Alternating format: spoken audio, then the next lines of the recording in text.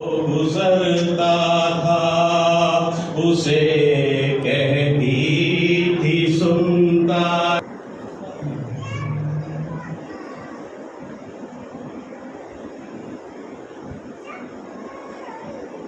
فاتحہ.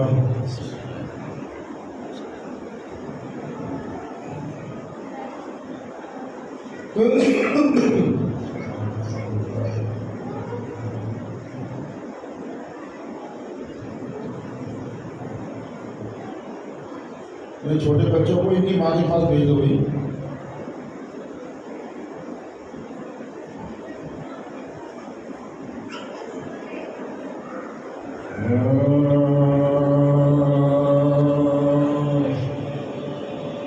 جب بے زبان سے پیاس کا صدمہ نہ اٹھ سکا، جب بے زبان سے پیاس کا صدمہ نہ اٹھ سکا، گودی میں اس کو لے کے چلے شاہ کربلا. دیکھا ہے دھوپ تیز تھی اور گرمی ہوا، اصغر پہ ماں نے ڈال دی اجلی چادر نہ تھی تو چہرے برا بوتا، ارے ٹکڑا سفید ابر کا تھا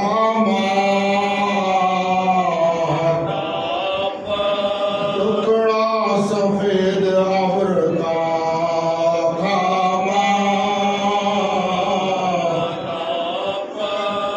ارے آدھا کے سامنے گئے پھر شانہ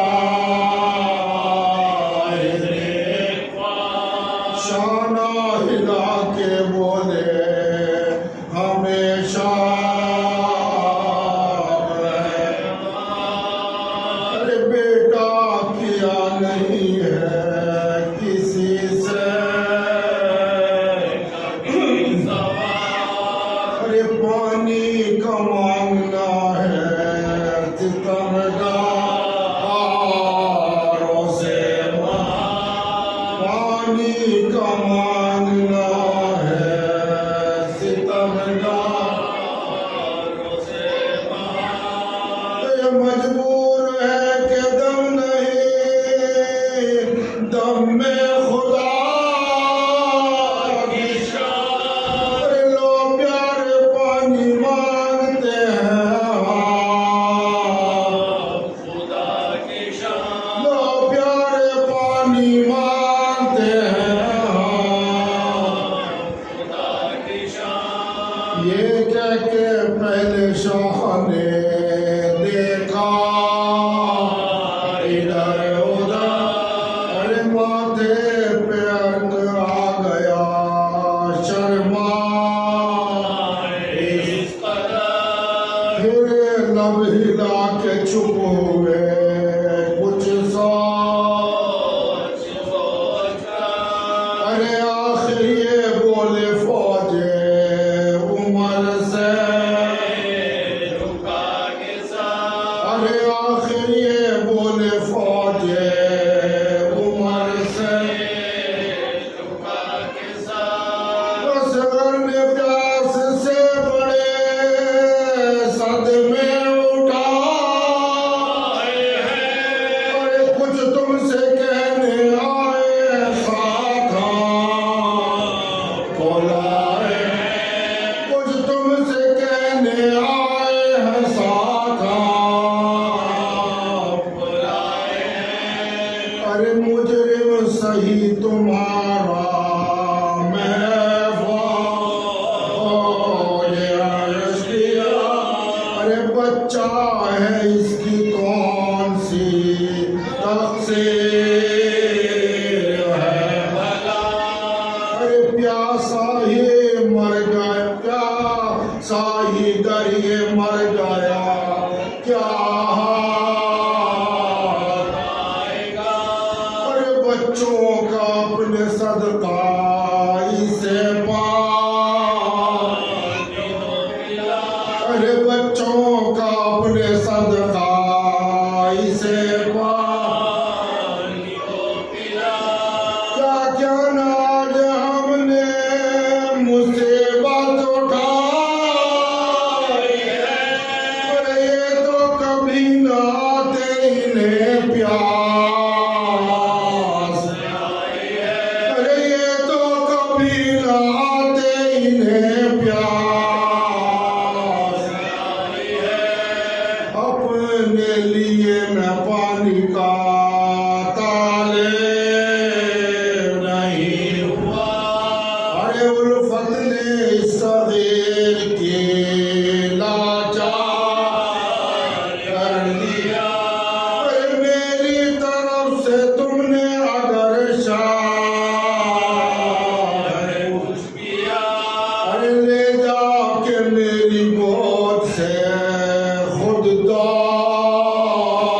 اسے پلا لے جا کے میری گود سے خود دو اسے پلا سیراب ہو چکے تو مجھے لا کے دے دیو ارے محشر کے دن خدا سے وعدے داری دیو محشر کے دن خدا سے وعدے داری دیو گھر میرے پاس آنے سے لگتا ہو تم کو ڈر اچھا تو میں لٹاتا ہوں اس کو زمین پر کچھ رحم کھاؤ صاحب اولاد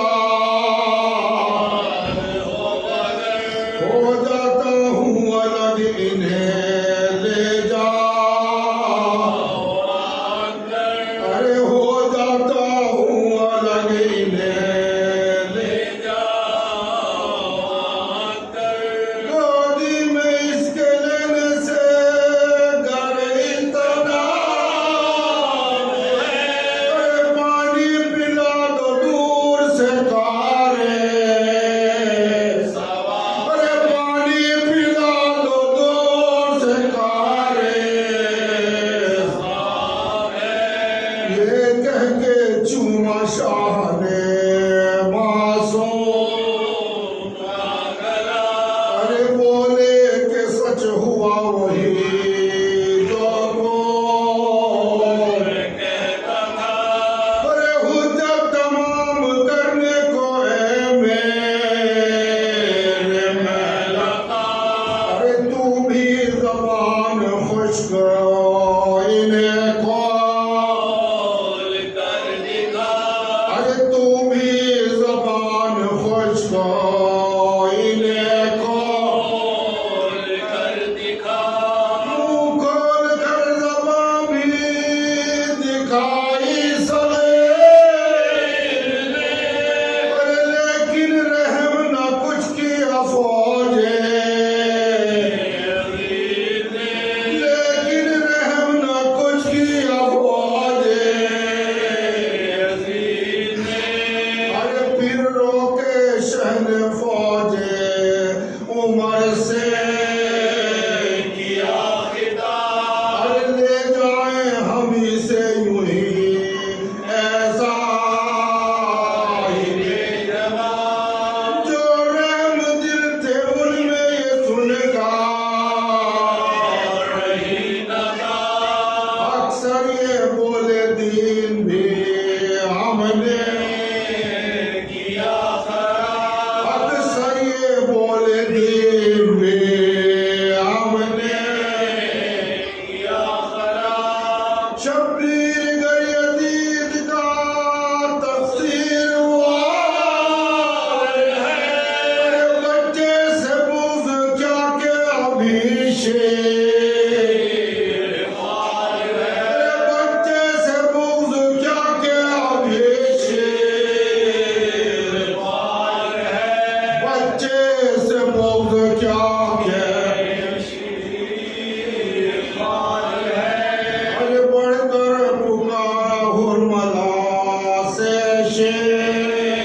بے حیا ایسا لگاؤ تیر کے ہو جائے دم خطا یہ سن کے مارا تیر لینے وصل جفا لگتے ہی تیر ظلم کا اصغر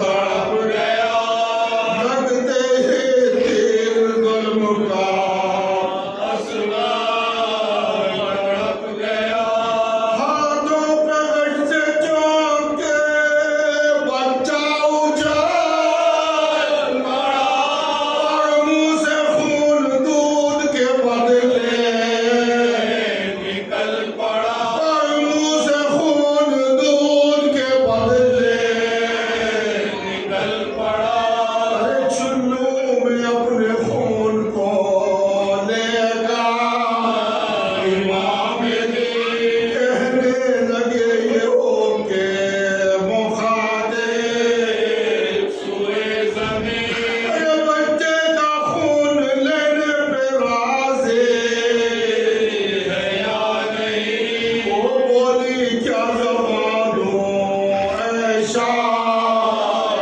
مومنین ارے وہ بولی کیا جواب دوں اے شاہ مومنین اصغر کا خون مجھ پہ جو حضرت بہائیں گے اہل زمین روئیں گے دانا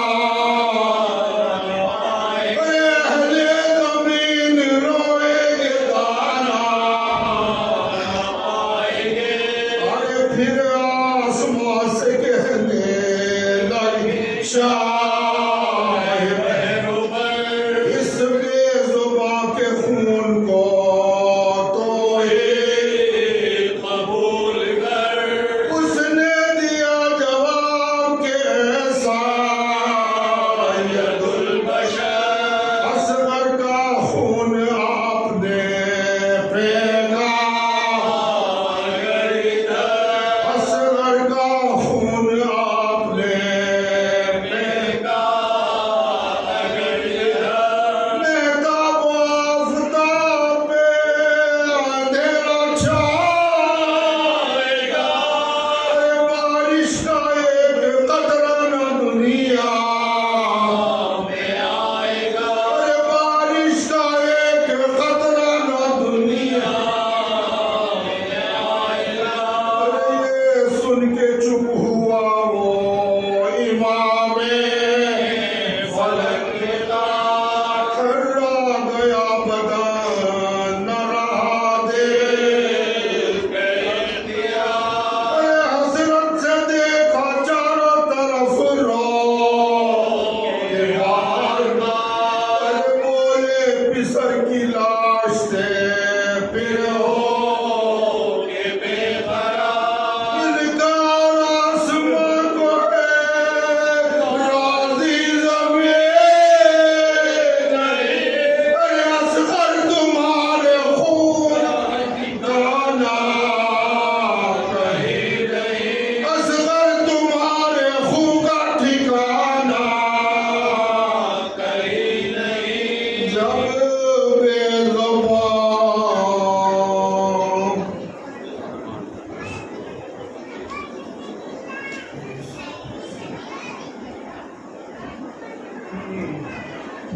پیشوانی کے لیے جناب سید اشتر رضا کے نظام شامل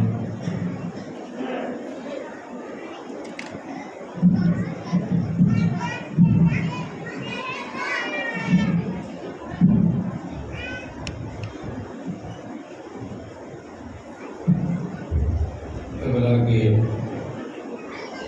ننھے شہید حضرت علی اکبر کی شان میں بھی مرثیہ آسما فرما رہے تھے جہاں پر قادری سے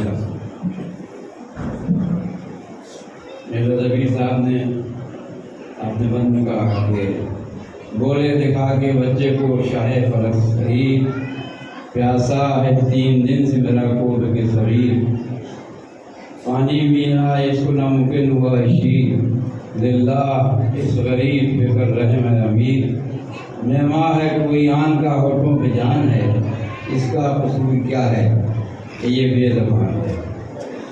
میں بین الاقوامی شہرت کے حامل جناب ارشی واسی صاحب کی خدمت میں گزارش کر رہا ہوں کہ پیش کرنے کی تشریف لائیں۔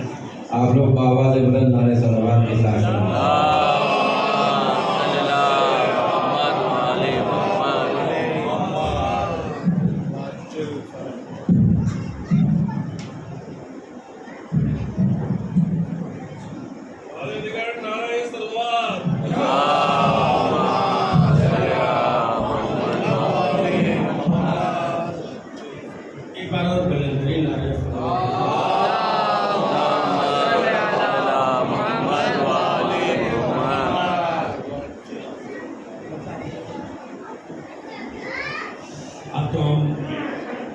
حاضرین کی جانب سے مطلب عشق میں ایک لفظ پر خاص توجہ، شاعری وہی ہے، شاید لفظوں کے ہیر پھیر سے کچھ نیا پر محسوس کیجیے گا تو میرے ساتھ کیجیے گا۔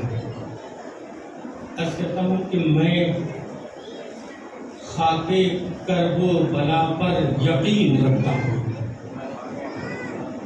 سمجھ میں علم کا مطلب میں خاک کرب و بلا پر یقین رکھتا ہوں، زمیندار نہ ہو کر زمین رکھتا ہوں۔ میں خاک کرب و بلا پر یقین رکھتا ہوں، زمیندار نہ ہو کر زمین رکھتا ہوں۔ شعر حاصل کر رہا ہوں، زمیندار نہ ہو کر زمین رکھتا ہوں کہ بتوں کو طاق پہ رکھنا میرا شعار نہیں، بتوں کو طاق پہ رکھنا میرا شعار نہیں، میں لامکان کو دل میں مکین رکھتا ہوں۔ بتوں کو طاق پہ رکھنا میرا شعار نہیں، میں لامکان کو دل میں مکین رکھتا ہوں۔ شعر حاضر کروں سماعت فرمائیں گے کہ علی ہیں میرے ولی، علی ہیں میرے ولی اور میری نظر بہلول، علی ہیں میرے ولی اور میری نظر بہلول، ذہین ہوں تو ادا بھی ذہین رکھتا ہوں، ذہین ہوں تو ادا بھی ذہین رکھتا ہوں، ذہین ہوں تو ادا بھی ذہین رکھتا ہوں۔ ایک شعر پیش کر رہا ہوں، سماعت فرمائیں گے کہ ذہین ہوں تو ادا بھی ذہین رکھتا ہوں کہ تمہیں حقیقت بیانی حسن بھائی دیکھیے بات، تمہیں ملا نہ کوئی سلسلہ رسول کے بعد، تمہیں ملا نہ کوئی سلسلہ رسول کے بعد، میں جانشین کا ایک جانشین رکھتا ہوں۔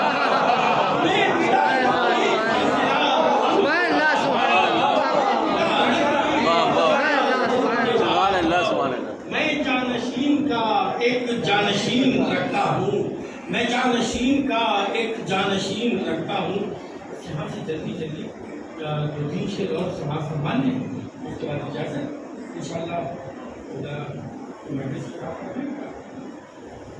حاصل کرتا ہوں پوری توجہ کہ خدا کا قہر ظالم کا ٹھکانہ چھین لیتا ہے۔ اس میں ایک شعر شہزادہ علی اصغر اور ایک شعر جناب حبیب بن مظاہر کے حوالے سے میں آپ تک پہنچانا چاہتا ہوں۔ سماعت فرمائیں گے کہ خدا کا قہر ظالم کا اس کیفیت سے ٹھکانہ چھینا گیا ہے۔ دوسرے مصرعے میں اس کی وضاحت کی ہے، سماعت فرمائیں گے کہ خدا کا قہر ظالم کا ٹھکانہ چھین لیتا ہے، زمین سے فرش سر سے شامیانہ چھین لیتا ہے، زمین سے فرش سر سے شامیانہ چھین لیتا ہے۔ شعر حاضر کر رہا ہوں، اگر حقیقت میں مبنی ہو تو میرے ساتھ ہو کے بتائیے گا کہ میں نے ایک سچا شعر آپ تک پہنچایا ہے کہ زمین سے فرش سر سے شامیانہ چھین لیتا ہے، علی کا عشق ہی انسان کو عادل بنائے گا، علی کا عشق ہی انسان کو عادل بنائے گا، علی کا بغض ظرف منصفانہ چھین لیتا ہے، علی کا عشق ہی انسان کو عادل بنائے گا، علی کا بغض ظرف منصفانہ چھین لیتا ہے، علی کا بغض ظرف منصفانہ چھین لیتا ہے۔ بس 2 شعر کی اور زحمت ہے، دامن وقت میں بالکل گنجائش نہیں ہے، یہ مجموعہ تیار ہے ماشاءاللہ خطابت سننے کے لیے۔ میرے نگاہ کے سامنے ظہیر صاحب بیٹھے ہوئے ہیں، میں حاضر کر رہا ہوں، سماعت فرمائیں گے کہ علی کا بغض، آخری 2 شعر، علی کا بغض ظرف منصفانہ چھین لیتا ہے، یہ حبیب ابن مظاہر سے، حبیب ابن مظاہر سے محبت جو نہیں کرتے، حبیب ابن مظاہر سے محبت جو نہیں کرتے، خدا ان کے دلوں سے دوستانہ چھین لیتا ہے۔ حبیب ابن مظاہر سے،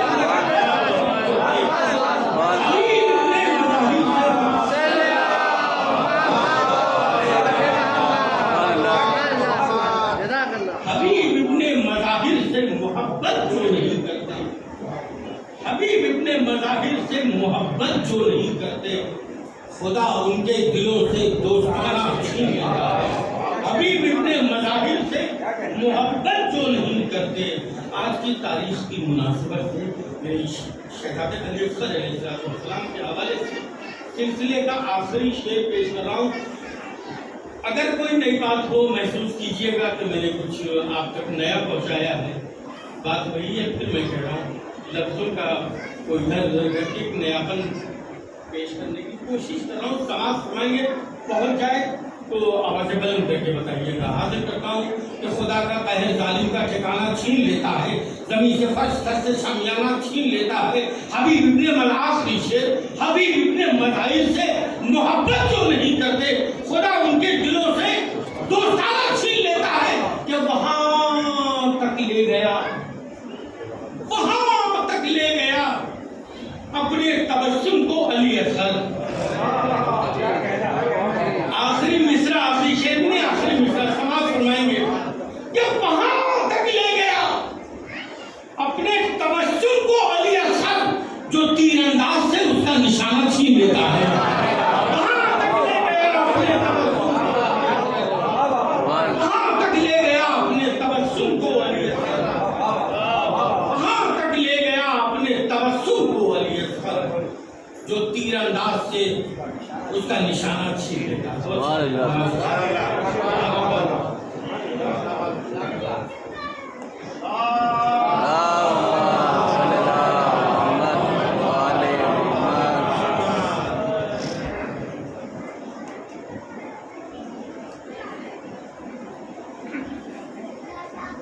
نعرے سلوات،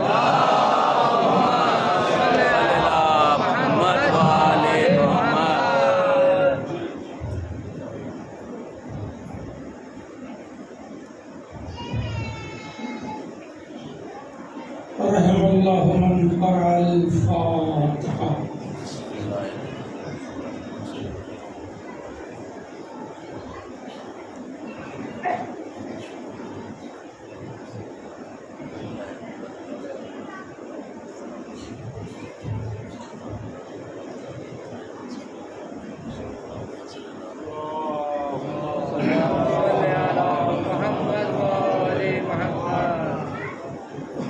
لا حول ولا قوة إلا بالله العلي العظيم۔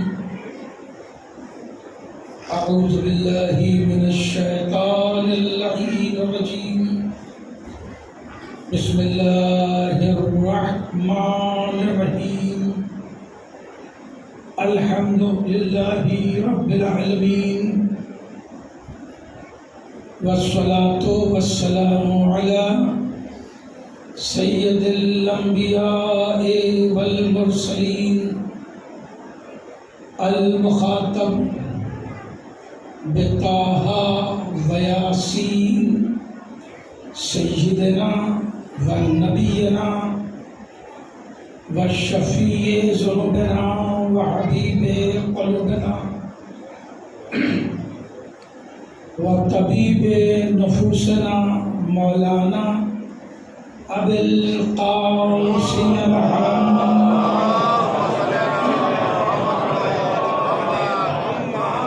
وآله الطيبين الطاهرين المعصومين المنتجبين الغر الميامين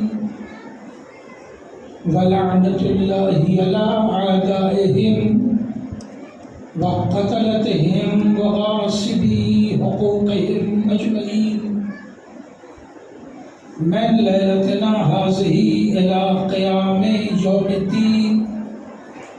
أما بعد فقد قال الله سبحانه تبارك وتعالى في كتاب المبين وأصدق القائلين بسم الله الرحمن الرحيم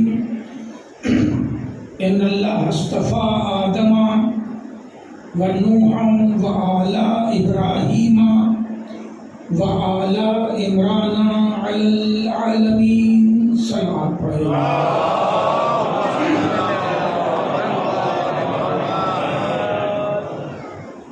عزیزان محترم،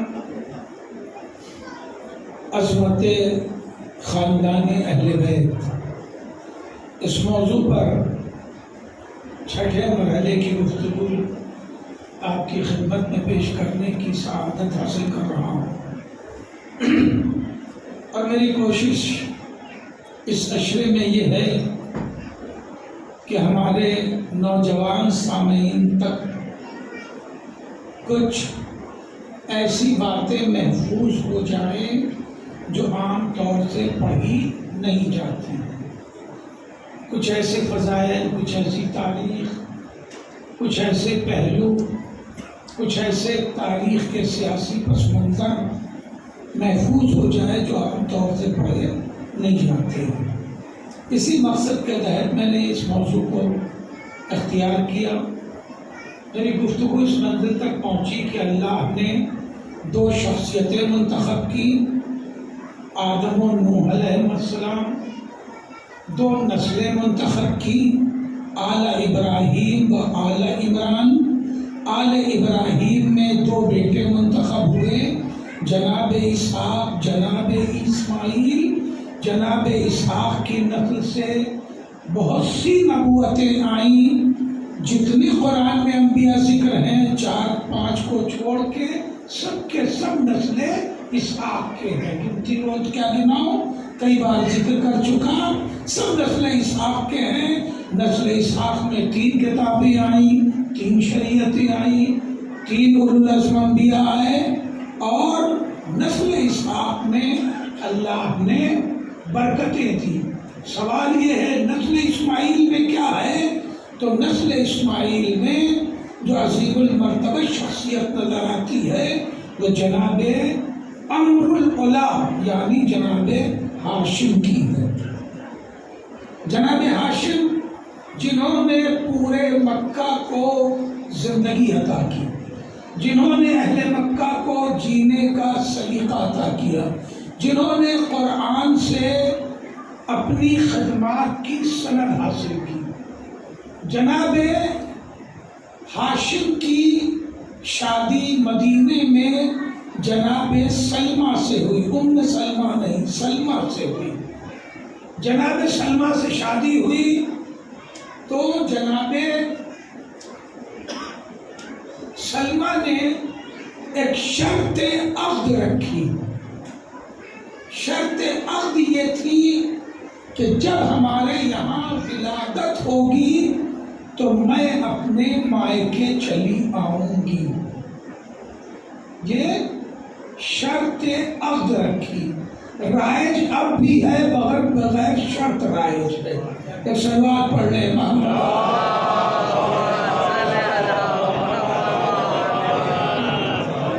اگر یہ ایام عزا کی مجلس نہیں ہوتی تو میں صرف لفظ سے شرط عقد پر ہی آج کی مجلس ختم کر دیتا.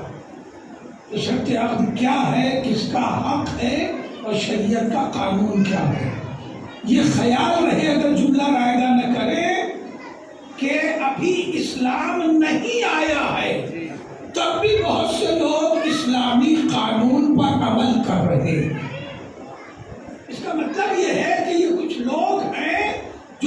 قانون ساز مزاج رکھتے ہیں. سلوات پڑھے مولانا.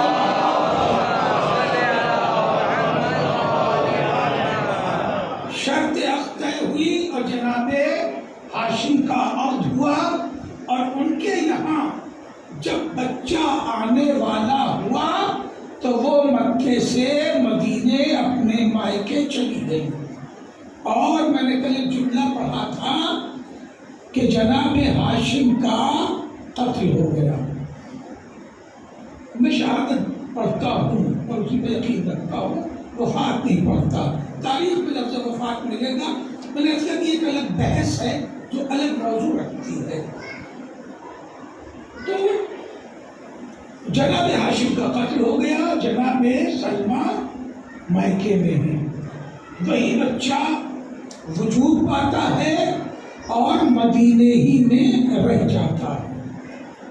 ایک عرب مکے کا مدینے جاتا ہے اور ایک باغ میں تھک کر کے لیٹ جاتا ہے تو وہاں چند بچے تیر اندازی کا کھیل کھیل رہے ہوتے ہیں. اس وقت کے کھیل ہی یہی تھے، تلوار بازی، تیر اندازی، گھوڑ سواری وغیرہ وغیرہ، کشتی، تیرک، جو بھی اس وقت کے کھیل تھے ان کا تعلق فزیکل ایکٹیویٹی سے تھا. اب تو سارے کھیل لیٹ کے بستر پر موبائل پہ ہوتے ہیں اور یہ سارے کھیل نقصان پہنچاتے ہیں، فائدہ نہیں پہنچاتے. چاہے چھوٹا کھیلے کہ نوجوان کھیلے کہ بوڑھا کھیلے. ماشاءاللہ میں نے تینوں طبقے کو کھیلتے ہوئے دیکھا ہے. ایک سلوات پڑھے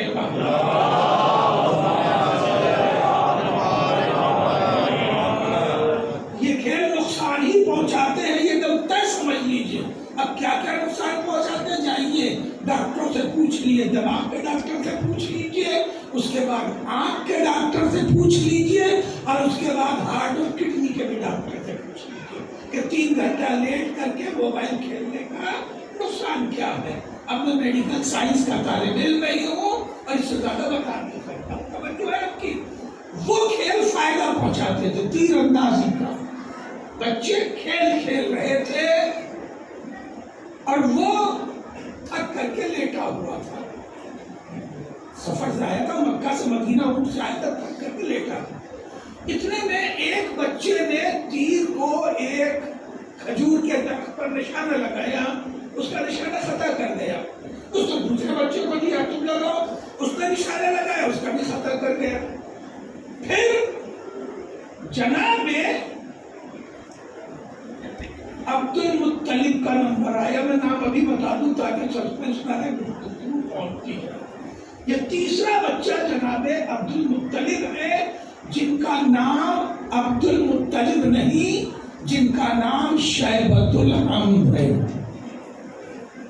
سنا تھا یہ نام تو یاد کر لیجیے. جناب عبد المطلب کا مطلب معلوم ہے کیا ہوتا ہے؟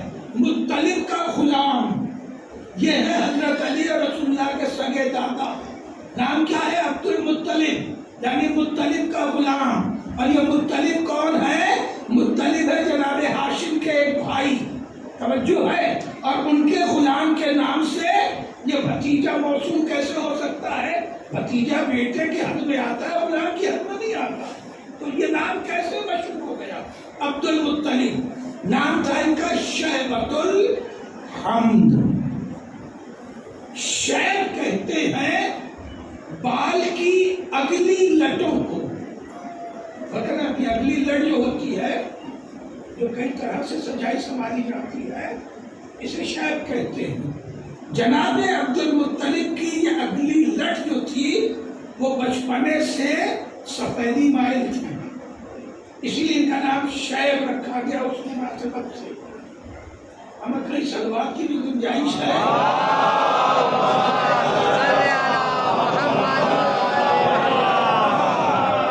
آپ سننے کے تو میں 3 گھنٹہ بجا سلوات کر کے سنا سکتا ہوں، مگر آپ بہت بڑے ثواب سے محروم ہو جائیں گے. سلوات اور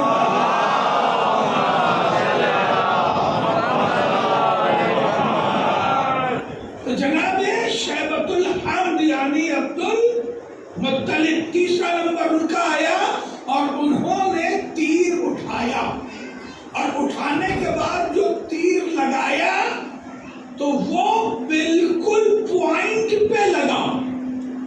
آپ نے اولمپک کی اپنی تیر اندازی دیکھی ہوگی, اس میں ایک نقطہ سیاہ ہوتا ہے جو سب سے ٹاپ پوائنٹ ہوتا ہے, سب سے زیادہ پوائنٹ اسی میں ملتے ہیں.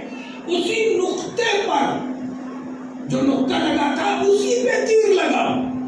کبھی بچوں کا کھیل دیکھا ہے, کھیلے تو آپ بھی ہوں گے مگر یاد نہیں ہوگا. الحمدللہ ہمیں یاد ہے. بچپنے کا ایک مزاج ہوتا ہے, اگر سامنے والا بہت کامیاب ہو جائے تو اسے بے ایمانی مانتا ہے. اگر سامنے والا کھلاڑی بہت زیادہ کامیاب ہو جائے تو اسے بے ایمانی تسلیم کیا جائے.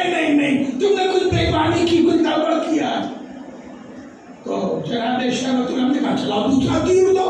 خدا کی قسم فضائل میں سنی, آج الگ مزاج کی میں نے سنا دے رہا ہوں. تو انہوں نے دوسرا تیر دیا. جناب شیبۃ الحمد نے دوسرا تیر اٹھایا اور وہ جا کے پہلے تیر کے پر میں لگا. پہلے تیر کے پر میں پیوست ہو گیا.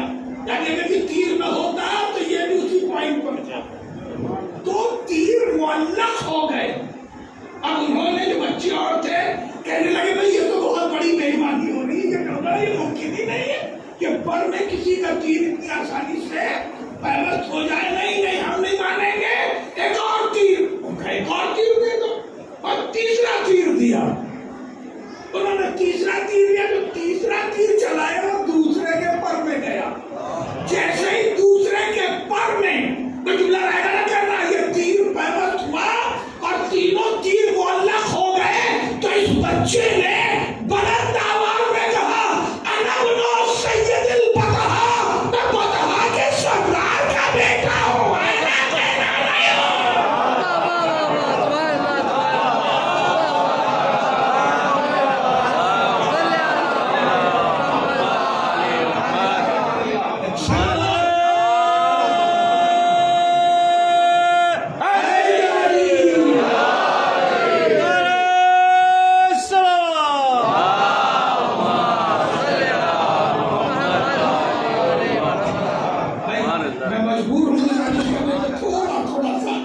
جگہ بنا لیجیے کیونکہ لوگ پیچھے وہ دیوار تک پہنچ رہے ہیں, پردے تک جگہ بن جائے گی.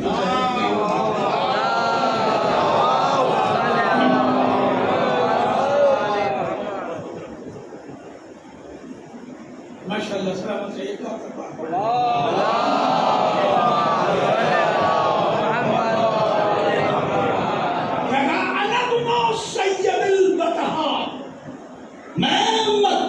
سردار کا بیٹا ہوں, میں کوئی غیرہ آدمی نہیں ہوں. جیسے ہی اس مسافر کے کان میں یہ آواز پہنچی کہ مدینے میں کوئی کہہ رہا ہے کہ مکہ کے سردار کا بیٹا ہوں, تو وہ کہے کہ مدینے میں مکہ کے سردار کا بیٹا کون سا آ گیا. وہ ادھر اٹھ کے بیٹھ گیا, میں ادھر ٹھہرا رہا ہوں. نور مصطفیٰ مرتضیٰ کا امین کون ہے؟ جناب ہاشم. اس سے پہلے جناب عبد مناف. میں نے ایک جملہ دیا تھا اور میں چاہوں گا کہ ہر دن کی گفتگو رہے آپ کے ذہن میں تاکہ ریلیٹ کرتے چلے جائیں کہ جس نسل میں جس ذات کے پاس یہ دونوں انوار رہے اس کا چہرہ بھی چمکدار رہا, کردار بھی چمکدار رہا. جو ہے سلوات پڑھے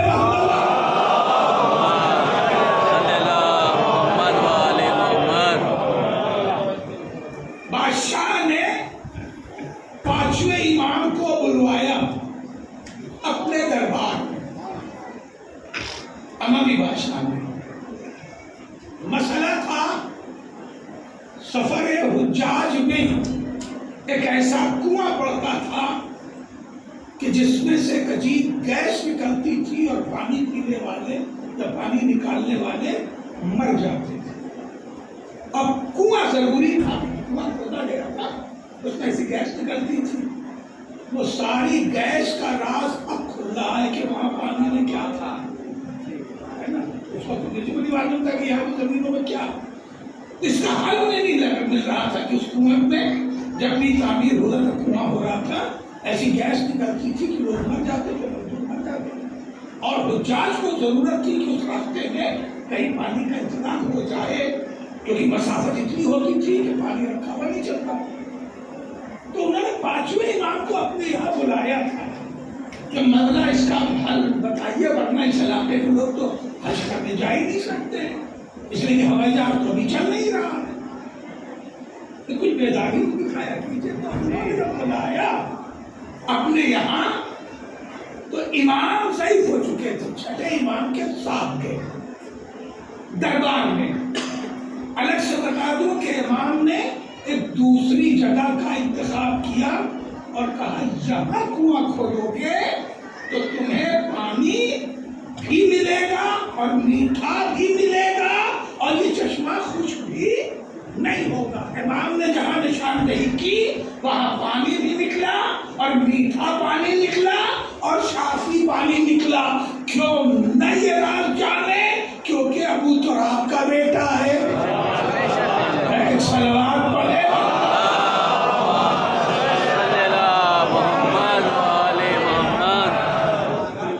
اب پھر یہاں سمجھیے بنی ہاشم کا فن، دیکھیے بڑی ٹیکنیکل بات ہے، عرض کر رہا ہوں، بنی ہاشم کا فن تیر اندازی نہیں ہے، ہر قبیلے کا فن لگ بھگ بٹا ہوا ہے، بنی ہاشم کا فن تیر اندازی نہیں ہے، بنی ہاشم کا فن ہر گوزر نیزہ بازی بھی نہیں ہے، نیزہ بازی بھی ان کا فن نہیں ہے، پڑھوں میں چل رہا بولتا ہے کہ نیزہ بازی کس کا فن ہے، فن ان کا نہ تیر اندازی ہے نہ نیزہ بازی ہے، بنی ہاشم کا فن تلوار بازی، تلوار سے جنگ، اگر بنی ہاشم کے ہاتھ میں تلوار ہے تو کوئی تیر سے بھی انہیں زخمی نہیں کر سکتا، ان کی تلوار 4 سمت اتنی تیز چلتی تھی کہ اگر کوئی سامنے کھڑا ہو کے تیر بھی مسلسل مارتا رہے اور ان کے ہاتھ میں تلوار ہے تو زخمی نہیں کر سکتا، یہ فن تھا ان کے پاس تلوار بازی کا، اگر کوئی نیزہ بھی رکھتا ہو تو یہ تلوار سے نیزے کا بھی مقابلہ کر لیتے تھے، کیونکہ یہ فن، تو بنی ہاشم کا فن ہے کیا؟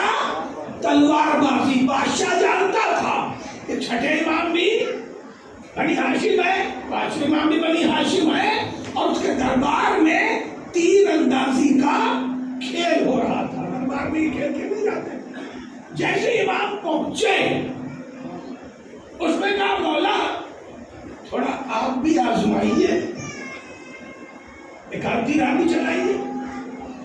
امام نے کہا سن، ہم ہدایت کے لیے پیدا کیے گئے ہیں، کھیل تماشے کے لیے نہیں پیدا،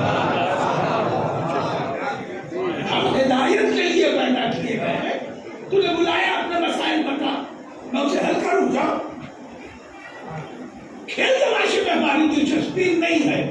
تو اس نے تمسخر سمجھتے ہیں نا، مذاق اڑانا، اس نے مذاق سا اڑایا یہ کہہ کے کہ ہاں اب آپ لوگ تیر اندازی مثلاً کیا جانے، آپ لوگوں کا فن تو تلوار بازی ہے، ٹھیک ہے بھئی، ہمارا فن جو ہے وہ قلم سے لکھنا ہے، ماشاءاللہ ہماری 9 کتابیں ہیں، مگر موبائل چلانا یہ ہمارا فن نہیں ہے، اس میں گھبرا تو نہیں رہے،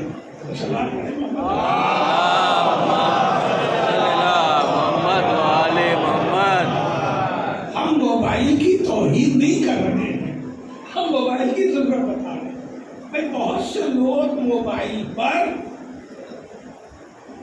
3-3 4-4 صفحہ لکھ ڈالتے ہے نا، چیٹنگ کرتے ہیں تو پورے صفحات لکھ ڈالتے ہیں، اور مجھے اگر اردو میں یا انگریزی میں یا عربی میں سبھی پوائنٹ موجود ہیں لکھنا ہو تو ایک لائن صحیح سے نہیں لکھ پائیں گے، جیم لکھیں گے تو ہے بنے گی، ہے لکھیں گے تو جیت بنے گی، یعنی کیا کیا بنا وہ بناتا ہے، ہمارا فن نہیں ہے. تو جو جس کا فن ہوتا ہے وہ اس کے لیے آسان ہوتا ہے.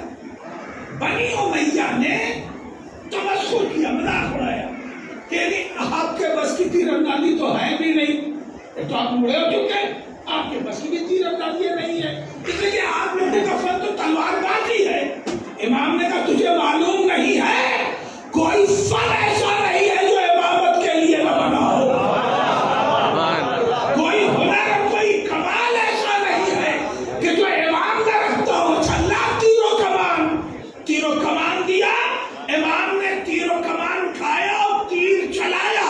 بڑھاپے میں چھٹے امام نے نہیں، پانچویں امام نے تیر چلایا، تیر اسی نقطے پہ جا کے لگا.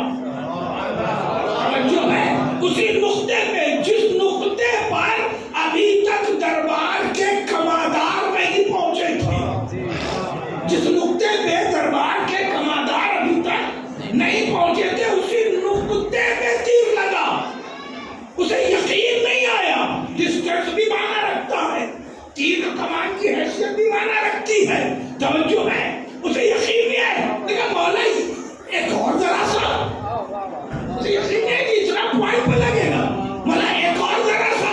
امام نے دوسرا تیر لیا اور جو دوسرا تیر چلایا تو اس کے پر میں پاوست ہوا. اس نے کہا مولا ایک اور ہو جائے. امام نے کہا اللہ. تیسرا تیر چلایا، اس کے پر میں پاوست ہوا. وہ تیر دیتا گیا، امام چلاتے گئے، یہاں تک کہ 7 تیر پاوست ہو گئے. جو ہے 7 تیر پاوست ہو گئے. درباریوں نے صلی اللہ کا نعرہ شان اہل بیت میں لگایا. امام نے فرمایا تجھے معلوم ہی نہیں ہے ہم امام بنا کے اتارے گئے ہیں. عرب جملہ دے رہا ہوں، یہ خود امام تھے تو 7 تیر کیا 70 بھی ہوتے تو پاوست ہو جاتے. اس لیے کہ اس نور کا جو امین تھا اس نے تیر پاوست کر دیا. سلام.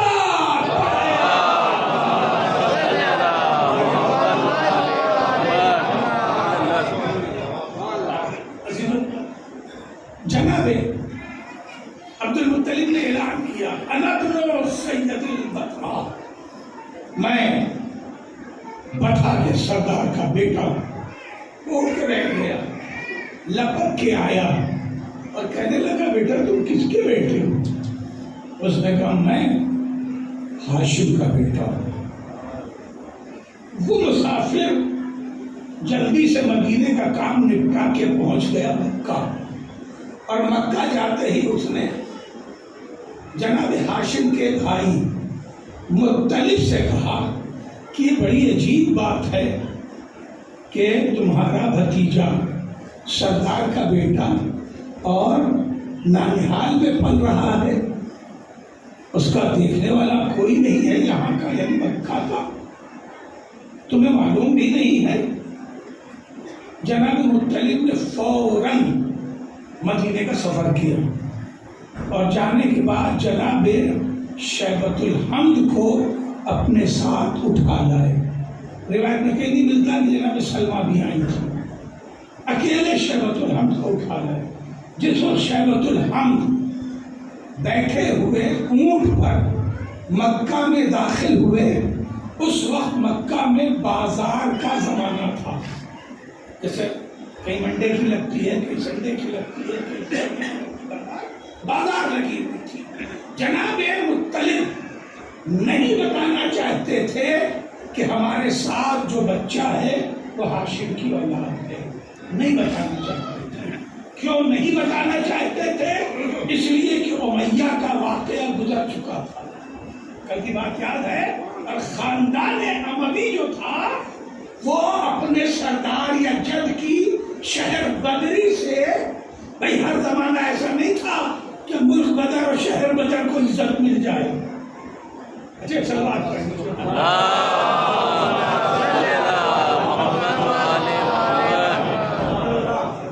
کبھی کبھی سمجھ ہی نہیں پاتا کہ میرا چھوٹا ہے کہ بڑا ہے، ہلکا ہے کہ بھاری ہے. ایک سلوات اور اور پڑھتے ہیں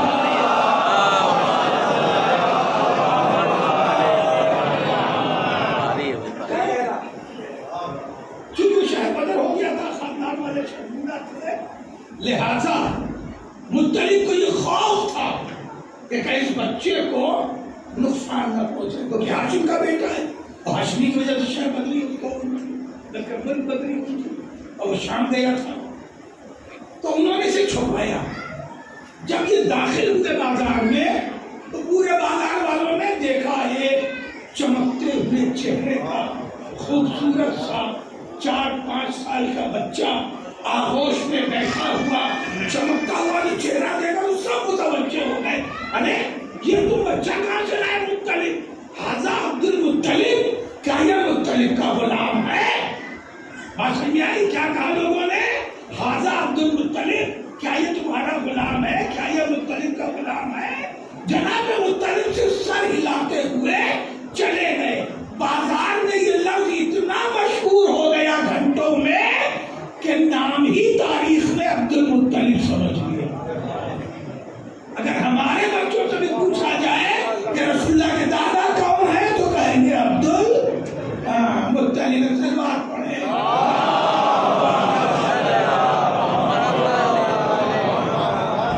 گھبرا تو نہیں گئے؟ جناب عبد المطلب کو مطلب کی آغوش میں پروان چڑھنا نصیب ہوا، جوان ہوئے تو انہیں یہ محسوس ہوا کہ ہم کمزور ہیں، ہم کمزور ہیں، ہمارے پاس افراد کم ہیں اور ہمیں قوت چاہیے جینے کے۔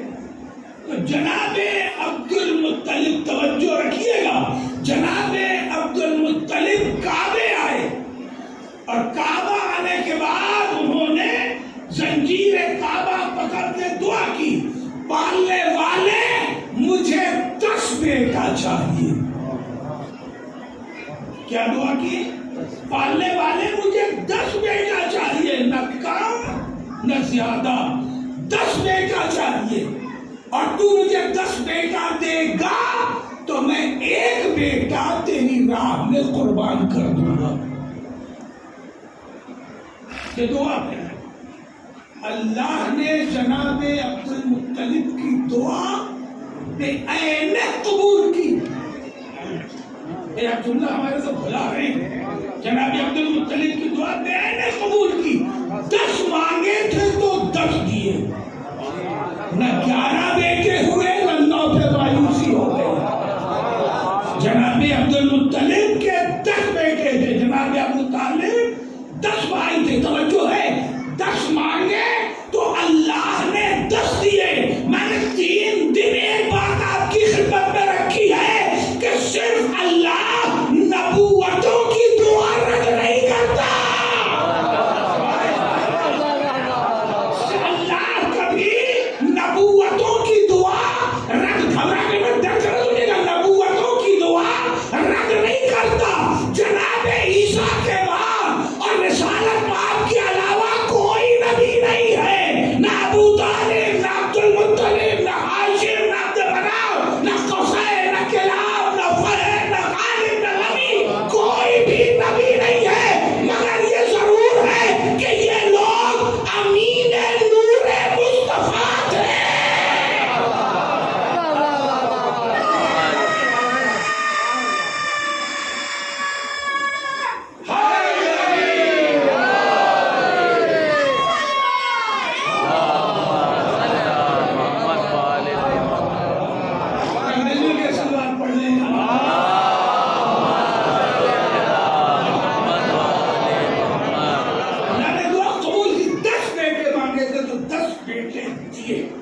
اس کے علاوہ 4 بیٹیاں بھی اللہ نے اپنی طرف سے دی۔ بیٹی کے لیے نہ انہوں نے دعا کی تھی نہ دعا مانگی تھی، نہ یہ کہا تھا کہ بیٹی میں دینا اور نہ یہ کہا تھا کہ بیٹی دینا۔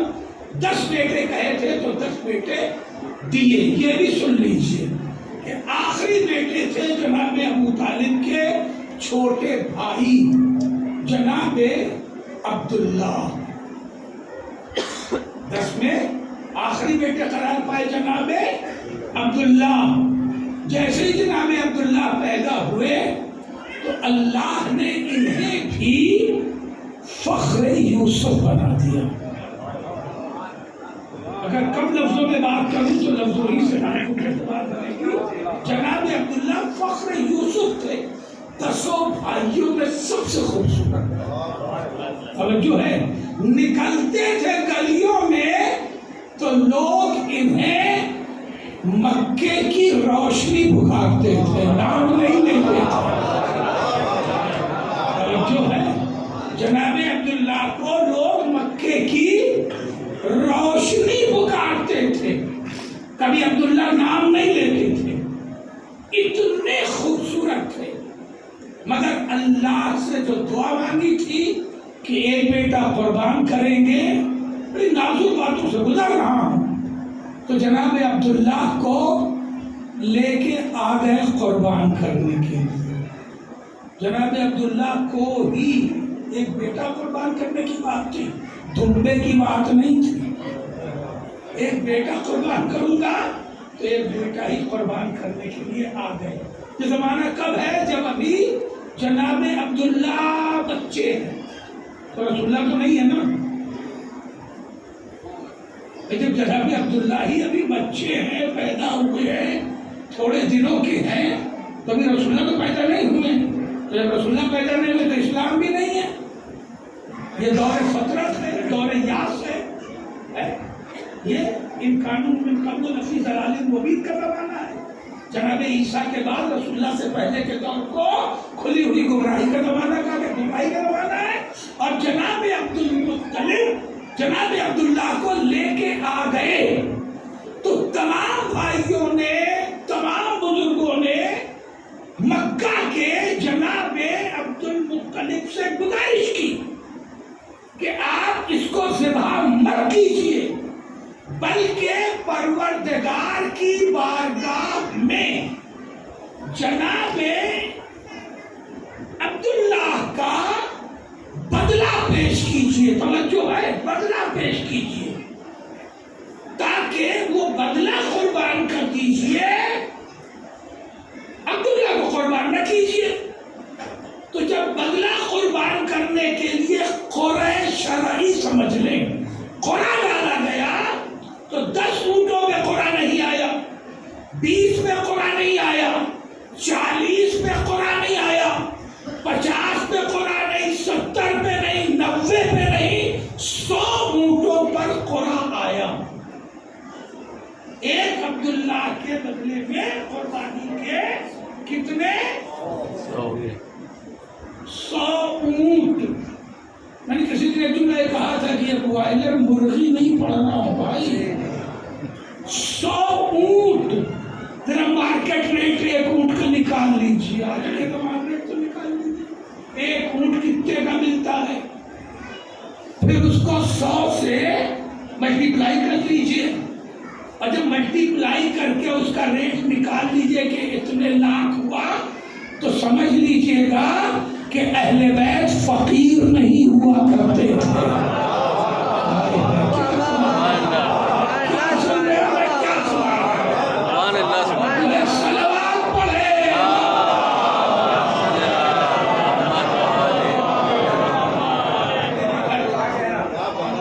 کبھی بھی بنی ہاشم غریبوں فقیر نہیں تھے. یہ جملہ نوٹ کر لیجئے.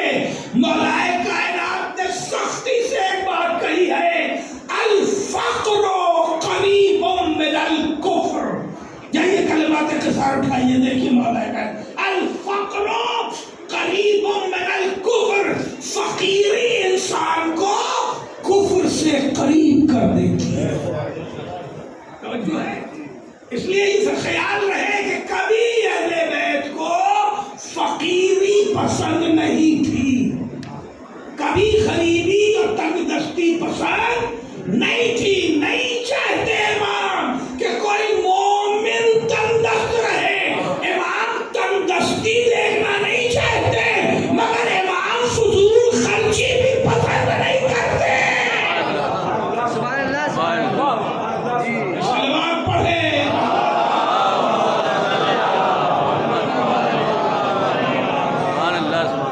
میں مل جل کے کہا سلوات پڑھ لے.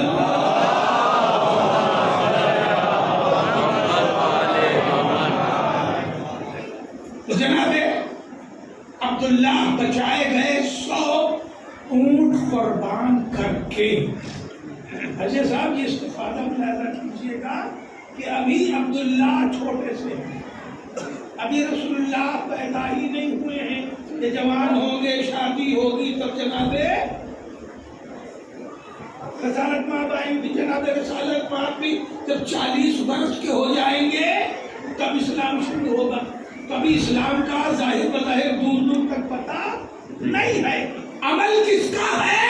عبد المطلب کا، کہ ایک قربانی کے بدلے میں 100 اونٹ قربان کیے گئے. جب اسلام آیا تو اسلام نے اسی کو قانون اسلام بنا دیا کہ اگر کوئی ایک قتل نادانستہ ہو جائے تو 100 اونٹ کی دیت قرار پائے گی.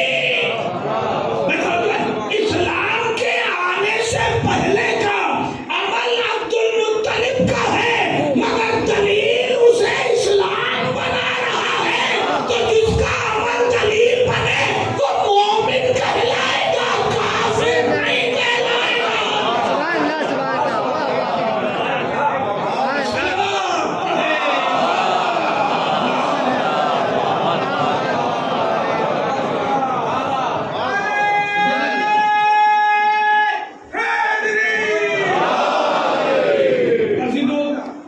جناب عبد المطلب 10 بیٹوں کے بعد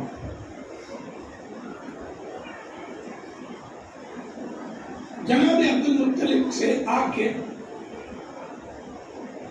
مکہ والوں نے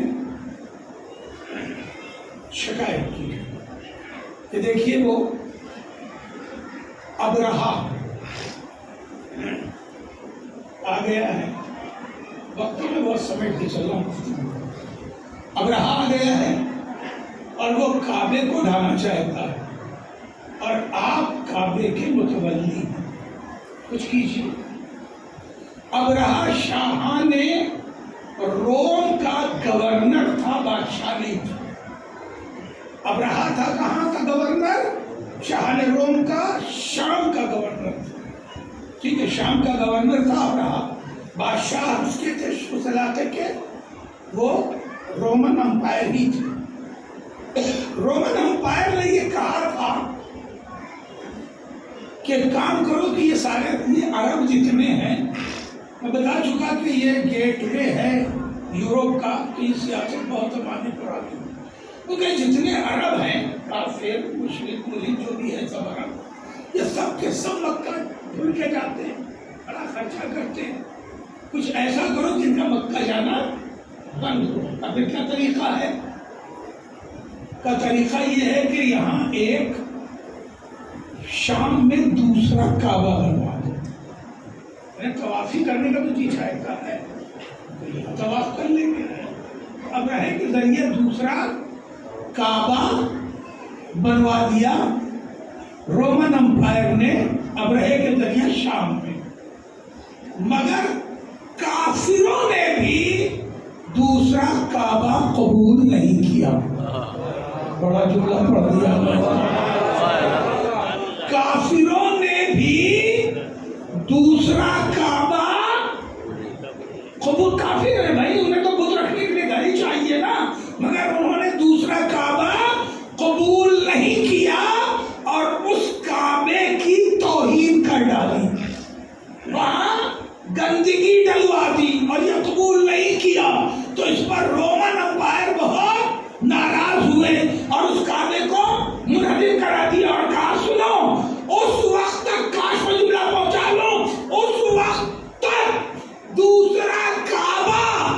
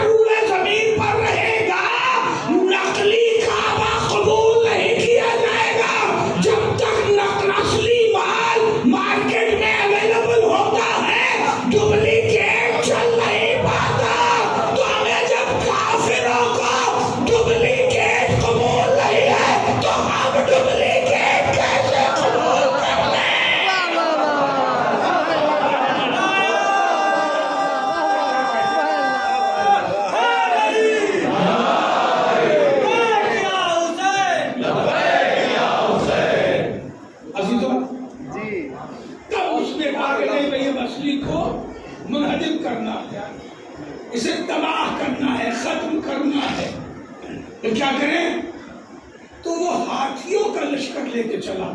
اہل مکہ نے اونٹوں کا لشکر دیکھا تھا, گھوڑوں کا لشکر دیکھا تھا, کبھی ہاتھیوں کا لشکر نہیں دیکھا تھا. اب وہ ہاتھیوں کا لشکر لے کے چلا. اگر تاریخ کا باریک بینی سے نگاہ دیکھا جائے تو اس سے پہلے ہاتھیوں کا لشکر کہیں بنا بھی نہیں. یہ پہلا مقام ہے جو ہاتھیوں کا لشکر ہے, اصحاب فیل. اور جب وہاں لشکر پہنچا تو اس نے پڑاؤ ڈالا مکے کے باہر. سارا لشکر وہاں جمع ہوا. سلوات پڑھے محمد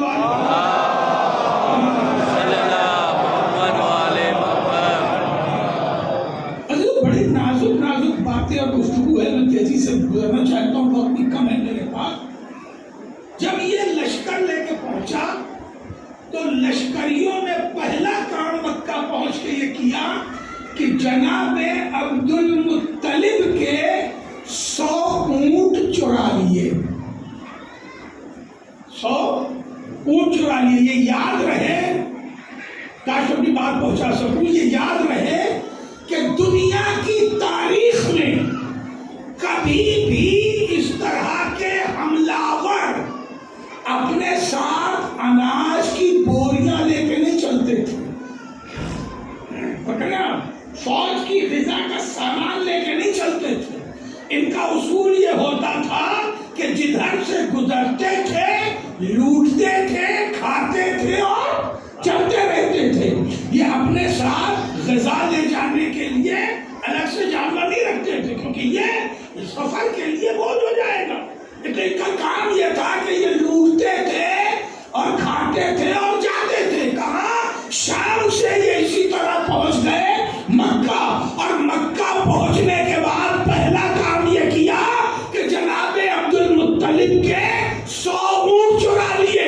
اگر آخری مجمع تک میری لفظیں پہنچ رہی ہیں تو لڑنے والوں کا ہمیشہ تاریخ میں عمل یہ رہا کہ وہ لوٹتے ہوئے اور زمینوں پہ قبضہ کرتے ہوئے جاتے تھے, اور جہاں سے گزرتے تھے اس علاقے کو اپنا محکوم بناتے تھے. امام حسین نے اسی لیے کربلا پہنچتے ہی پہلے زمین خریدی ہے تاکہ تاریخ رہے. ہم ہمیشہ کی طرح آئے ہیں, لشکر کی طرح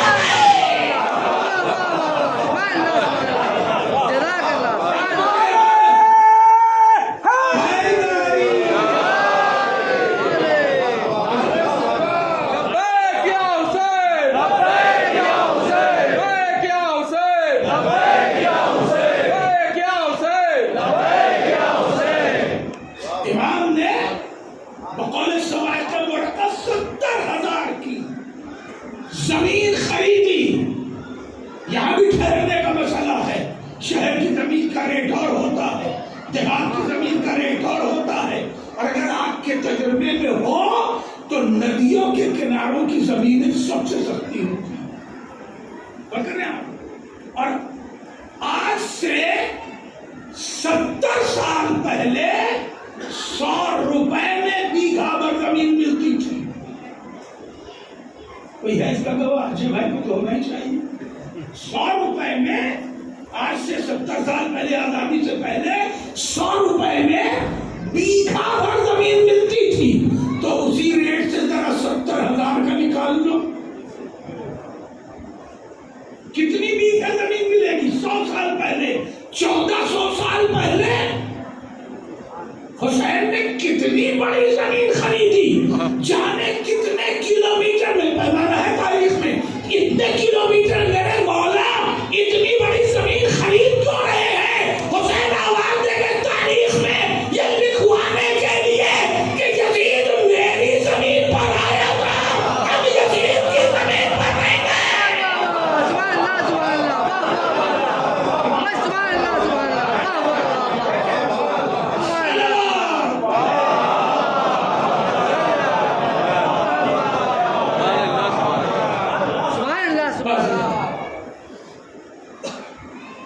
تیزی سے گفتگو مکمل کرنا چاہوں گا. جب 100 اونٹ چرا لیے تو نوکروں نے آ کے بتایا کہ بھائی ہم نے رات شام ہوتے ہی جب اپنے اونٹ شمار کیے تو اس میں سے 100 کم تھے. اس کا مطلب یہ کہ فارم بہت بڑا تھا. اس میں سے 100 اونٹ کم تھے اور یہ ابرہہ کے لشکر والے چرا لے گئے. خدا قسم ٹھہرنے کو جی چاہتا مگر وقت ساتھ نہیں دے رہا. جناب عبد المطلب نے ردا اٹھائی اور چلے ابرہہ کے یہاں. یہ خیال رہے کہ ابرہہ کے پڑاؤ ڈالتے ہی پورے مکہ والے مکہ کی پہاڑیوں پر بھاگ گئے. ان پہاڑیوں کے نشان ابھی تھوڑے تھوڑے بچے, سارے پہاڑ ختم نہیں کیے گئے. آپ دیکھیں کتنے اونچے اونچے پہاڑ ہیں, کھاتے کے یہ سارے کے سارے پہاڑوں کے اوپر بھاگ گئے. زمین مکہ پر عبد المطلب اور ان کے 10 بیٹوں کے علاوہ کوئی نہیں تھا. کوئی نہیں تھا. جناب عبد المطلب نے رضا اٹھائی, کہا میں ابھی ابرہہ سے مل کے آتا ہوں. جب ابرہہ کے یہاں گئے تو ابرہہ رومن تھا, عرب نہیں تھا نا. ان کا گورنر تھا, عرب نہیں تھا, عربی نہیں جانتا تھا. تو ایک اپنے ساتھ ٹرانسلیٹر لے کے آیا تھا. ٹرانسلیٹر نے جناب عبد المطلب کے جانے کی خبر ابرہہ کو ان لفظوں میں دی کہ ابرہہ تجھے معلوم ہے, اپنے جملہ رہنا نہ کرنا, ابرہہ تمہیں معلوم ہے تجھ سے ملنے وہ آیا ہے جس کے علاقے کے پرندے بھی بھوکے نہیں رہنے پاتے.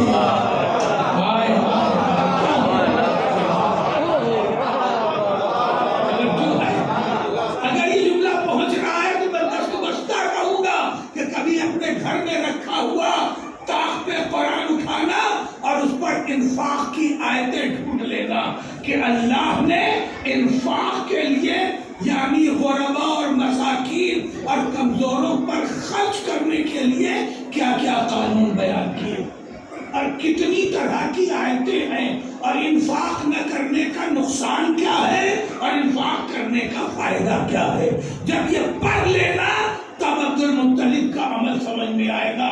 جناب عبد المطلب شام کو پہاڑوں کے اوپر جاتے تھے اور وہاں دانا بچا ہوا نہیں پاتے تھے تو غلاموں کی سرزنش کرتے تھے, انہیں ڈانٹتے تھے کہ تم نے دانا کم ڈالا تھا, کہیں کوئی پرندہ بھوکا نہ رہ گیا. اور اگر دانا کچھ بچا ہوا دیکھتے تھے تو خوش ہوتے تھے کہ آج ادھر سے گزرنے والا ہر پرندہ سیراب گیا ہوگا. تو جو اپنے علاقے کے پرندوں کا خیال رکھے وہ انسانوں کا کتنا خیال رکھے گا. اب اگر جملہ فضیلت کا پہنچے تو پہنچانا چاہتا ہوں کہ تعارف کیا کرایا ہے کہ ان کے علاقے کا پرندہ بھی بھوکا نہیں رہنے پاتا. بھائی دادا کی شان یہ ہے کہ پرندوں تک رزق پہنچائے, پودے کی شان یہ ہے کہ کائنات میں بھی پہنچائے.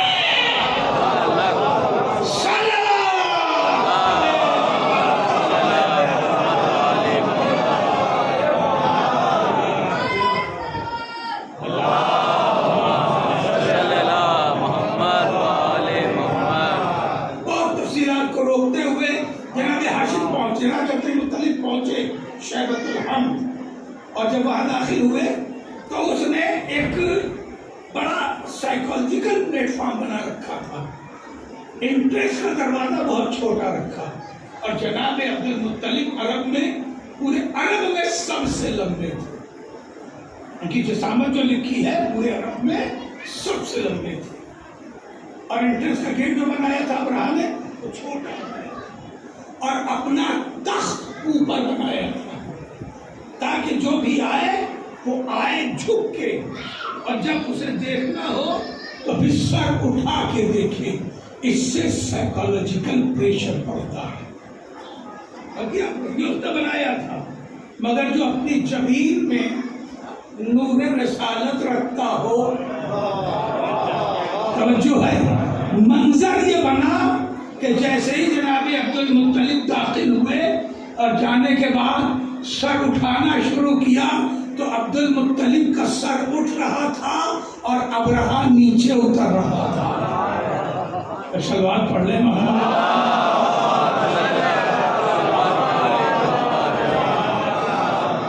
ابرہہ نیچے آ گیا تخت سے اتر کے اور زمین پر بیٹھا جناب عبد المطلب کے ساتھ. تخت پہ نہیں بیٹھا. گفتگو شروع ہوئی. ساری گفتگو توجہ چاہتا ہوں. کل کا جملہ آپ کے پاس ہوگا محفوظ. جناب ہاشم کا ایمان قرآن نے کیسے بتایا؟ فَلْيَعْبُدُوا رَبَّ هَٰذَا الْبَيْتِ. 360 بتوں میں ایک بت بھی رب البیت نام کا نہیں ہے. اس کا مطلب یہ ہے کہ اس گھر کے پروردگار پر عقیدہ اللہ پر عقیدہ. تو اس گھر کا ایک ہی پروردگار ہے تو کل بھی تھا اور آج بھی ہے. ٹھیک ہے.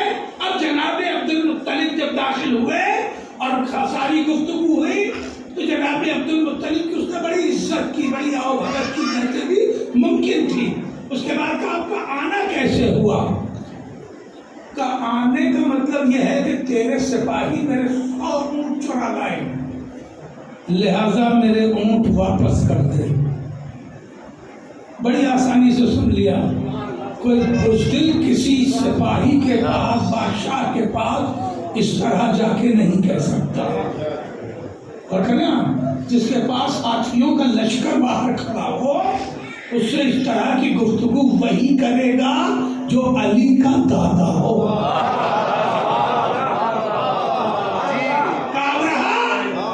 تیرے سپاہی میں 100 اونٹ چرا لائے ہیں, وہ اونٹ میرے واپس کر دے. مطلب یہی نا کہ خیریت اسی میں ہے کہ اونٹ واپس کر دے. آپ کسی کو چائے بہت شوق سے پلائیے. اگر مہمان جائے آپ کے یہاں, کوئی بھی جائے, آپ اسے چائے پلائیے. ارے آئیے, تشریف لے آئیے, ہے نا, وغیرہ وغیرہ بٹھائیے. 2-4 منٹ بات کیجئے اور اس کے بعد کوئی جملہ ایسا آ جائے اسے کہ اٹھو یہاں سے, اٹھو, جاؤ یہاں سے, جاؤ. یہ بتائیے وہ آدمی اس کے بعد بول پائے گا؟ کیا مطلب یہ منظر کر کے دکھایا جائے تب سمجھیں گے آپ. جس کی آپ نے عزت کی ہو, کس لیے پلایا ہو, چائے پلایا ہو, اور 5-7 منٹ بعد آپ اس سے کہیں چلو اٹھو یہاں سے, اٹھو, اس کے بعد آپ سے وہ کچھ بول پائے گا؟ ساری زندگی نہیں بول پائے گا. جب آپ کو دیکھے گا وہ منظر یاد آئے گا. پہنچ گیا یہ نفسیاتی منظر. تو جملہ سنیے کہ جیسے جناب عبد المطلب نے کہا کہ میرے 100 اونٹ واپس کر دے. اب تک بڑا احترام, بڑی عزت ہے نا, کاجو بادام جو بھی لاش کے رکھ سکتا تھا رکھا جا چکا. بات چل رہی ہے, ٹرانسلیٹر تعارف کرا رہا ہے, یہ خاندان کے بڑے ہیں, یہ سردار ہیں, یہ قریب بردار کعبہ ہیں, یہ اشجاع عرب ہیں, یہ ہے, وہ ہے, سارے منصب کے گرائے جا رہے ہیں. اس کے بعد جب انہوں نے کہا میرے 100 اونٹ واپس کر دے تو جناب عبد المطلب سے ابرہہ نے کہا اٹھیے یہاں سے, جائیے آپ یہاں سے, اب آپ کی کوئی عزت میری نگاہ میں نہیں رہی. بڑے سے بڑا بہادر گونگا ہو جائے گا. اس نے کہا اٹھیے یہاں سے, جائیے, اب آپ کی کوئی عزت نہیں رہی. جناب عبد المطلب نے ہاتھ باندھے اور مترجم ٹرانسلیٹر سے کہا ٹرانسلیٹر پوچھ اس سے کہ اب تک عزت کیوں کی تھی. میں نے کہا تھا اب تک عزت کیوں کی تھی. ایمان دیکھو, ایمان بتا رہا ہوں, ابھی اسلام کا کہیں پتا نہیں ہے. عزت کیوں کی تھی میں نے کہا تھا. اور اب یہ برا کیوں مان گیا, کیا وجہ ہو گئی. تو جیسے یہ جملہ ٹرانسلیٹر نے کہا تو اس نے ٹرانسلیٹر سے کہا اس سے کہو کہ میں اب ان کی عزت اس لیے نہیں کر رہا ہوں کہ یہ قریب بردار کعبہ ہیں, متولی ہیں, ذمہ دار ہیں, اور میں کعبے ہی کو ڈھانے آیا ہوں, اور انہوں نے اپنے اونٹ مانگے اور اپنی عبادت گاہ کے بارے میں مجھ سے کوئی سفارش نہیں کی. ان کی نگاہ والے دنیا پر ہے, اپنی عبادت گاہ پہ نہیں ہے. جیسے ہی یہ جملہ کہا جناب عبد المطلب نے کہا ابرہہ سن, میں اونٹوں کا مالک ہوں, اس لیے اونٹ مانگ رہا ہوں. اس گھر کا کوئی مالک ہے وہ اپنا گھر بچا لے گا.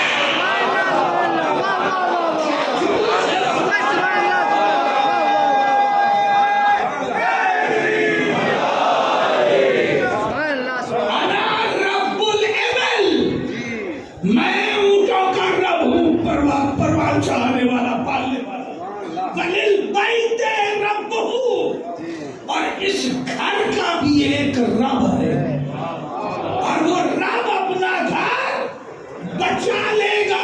اب ایمان اور عقیدہ خاندان اہل بیت کا سمجھ میں آیا؟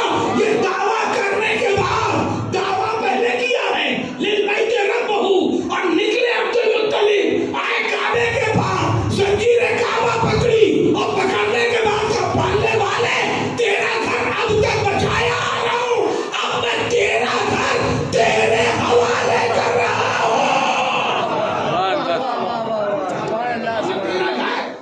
تیرے حوالے کر رہا ہوں۔ یہ کر کے جناب عبد المطلب پلٹ کے آئے، اور ادھر ابابیلوں کا لشکر چلا۔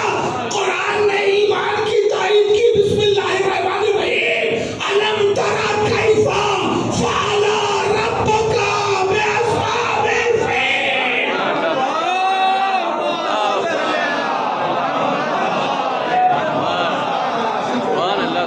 مل کے سلوات پڑھ لے۔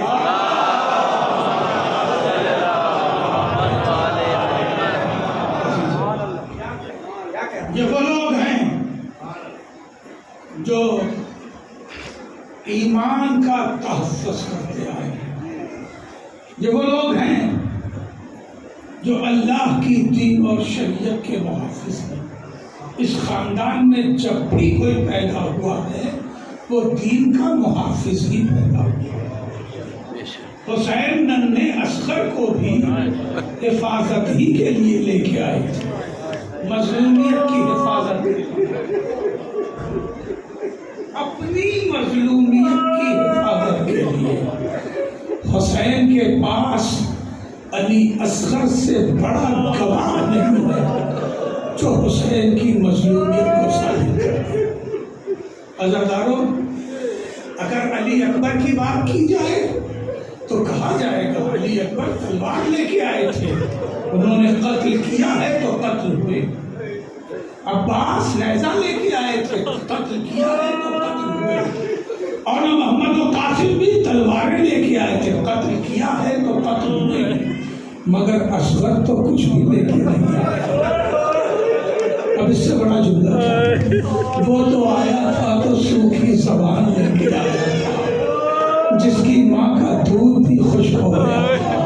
عزاداروں سنو یہ جملہ، بس مصاب ہوئے تو میری گفتگو آ گئی اپنے منزل پر۔ عزاداروں، آج قیامت کا مسائل ہے، اس ننھے اصغر کا مسائل ہے کہ جس کی ماں اسے ساری رات جھولے میں لیے بیٹھی رہی ہے۔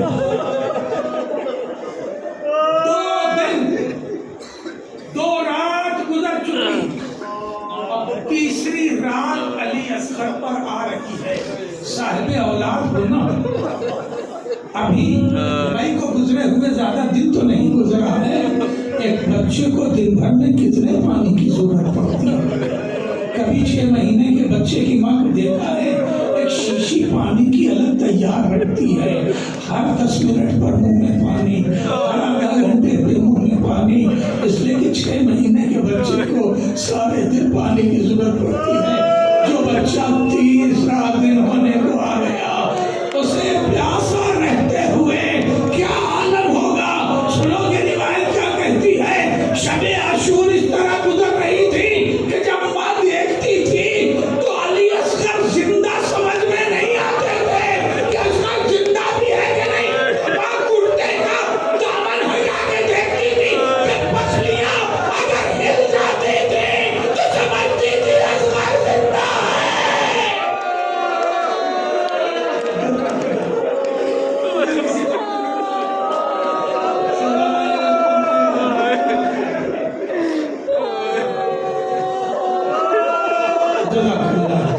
اللہ ہی بلند آرزو اللہ ہی ناسوں کو رومائے زہرہ میں جڑا پالنے والے ان تمام عزاداروں کو اپنی خصوصی رحمت کا سایہ عطا فرما۔ عزاداروں، رات اس طرح گزاری ہے، جس بچے کی رات ایسے گزری ہو، تیسرے دن کی دھوپ میں اور کیا گزرا ہوگا؟ عاشورے کا دن کس طرح گزرا ہوگا؟ رباب جھولے کے قریب رہی ہے۔ ایک جملہ پوچھوں، محسوس کر سکو گے؟ یہ بتاؤ جو ماں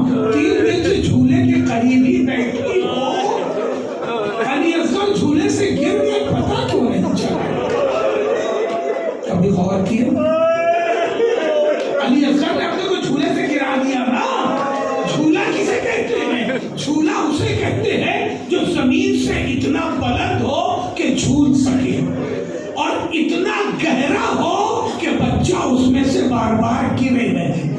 تو جھولا گہرا بھی ہوتا ہے اور زمین سے اونچا بھی ہوتا ہے. یہ دو شرطیں پوری کرے تو لفظ جھولا اس پر صادق آتا ہے. اصغر جھولے میں ہیں اور جھولے سے گر گئے, ماں کو پتہ نہ چلا. اگر سوچا کبھی ایسا کیوں ہوا؟ ایسا اس لیے ہوا کہ جب حسین پہلی رخصت کے وقت جا رہے تھے کربلا کی طرف تو تمام بیویوں نے کہا تھا آقا آپ میدان کربلا جا رہے ہیں, آقا اس طرح مت جائیے, ہم دائرہ بنا لیتے ہیں, تمام عورتیں دائرہ بنا لیتے ہیں, آپ درمیان سے اس طرح جائیے جیسے بھرے گھر سے جنازہ جاتا ہے. جیسے بھرے گھر سے جنازہ جاتا ہے. امام نے کہا میں زندہ ہوں, یہ فرمائش کیوں ہے؟ کہا آقا اس لیے کہ سارا دن ہر ایک کا جنازہ آپ لائے, آپ کا جنازہ لانے والا کوئی نہ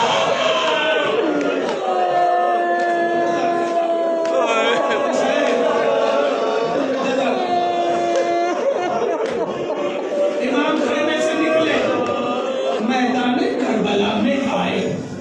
آنے کے بعد داہنے دیکھا, بائیں دیکھا, اپنے کڑیل جوانوں کو آواز دی, اپنے چاہنے والوں کو پکارا, واہ حسرتا,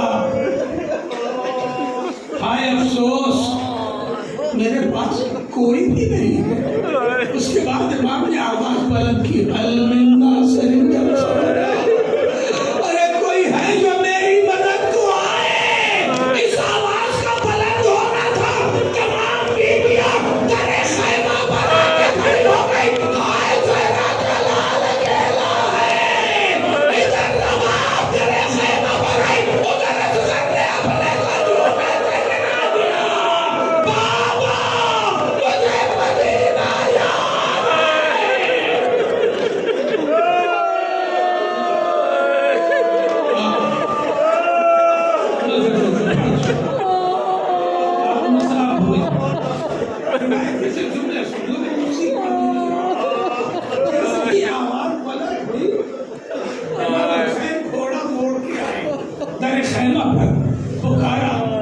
بہن ابھی حسین زندہ ہے. اس طرح بلند کے رونے کا سبب کیا ہے؟ کبھی لگتا ہے اصغر دم توڑ دے گا.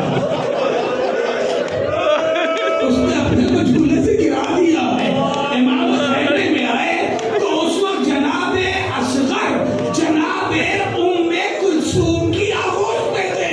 سنو گے جملہ, جناب ام کلثوم نے آگے کر کے کہا بھیا علی اصغر تو اس طرح منہ کھول بن رہا ہے جیسے پانی کے باہر مچھلی تڑپتی ہے.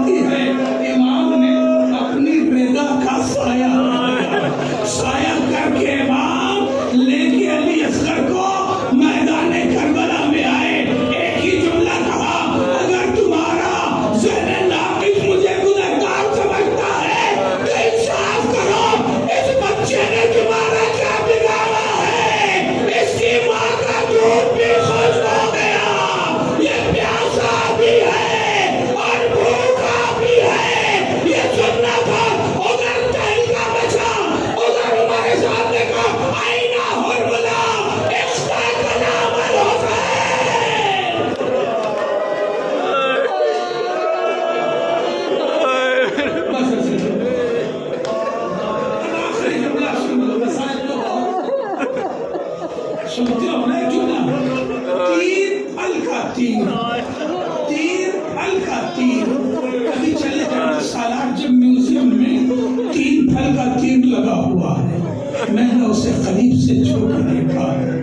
چلے جانا سالار جنگ حیدرآباد میوزیم بہت بڑا ہے، تین پھل کا تیر دیکھنا، خدا کی قسم یہ تین پھل کا تیر اصغر سے قد میں بھی بڑا تھا اور وزن میں بھی بڑا تھا۔ تین پھل کا تیر اصغر سے قد میں بھی بڑا تھا اور وزن میں بھی بڑا تھا۔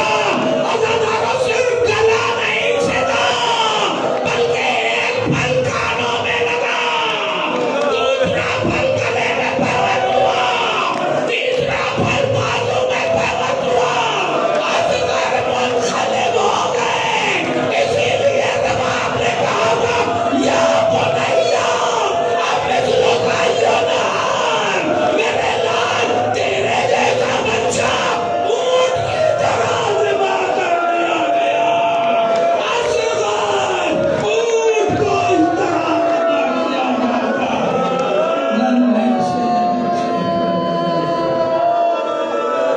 انا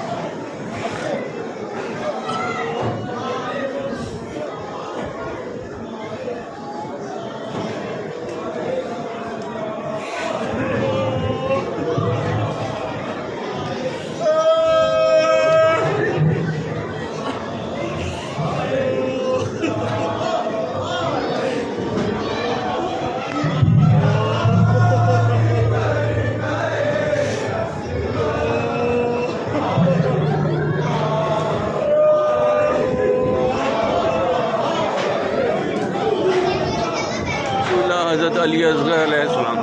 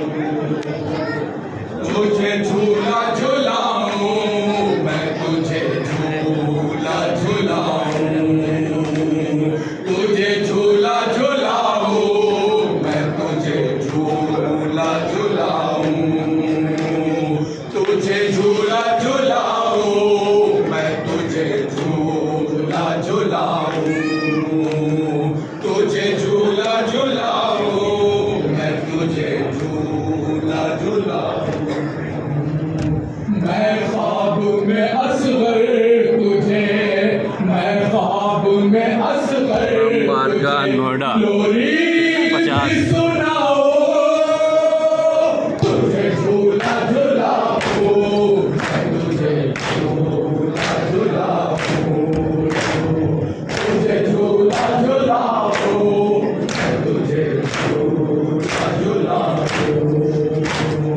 मैं ख्वाब में असगर तुझे मैं ख्वाब में असगर तुझे लोरी भी सुनाओ तुझे झूला झुलाओ तुझे झूला झुलाओ तुझे झूला झुलाओ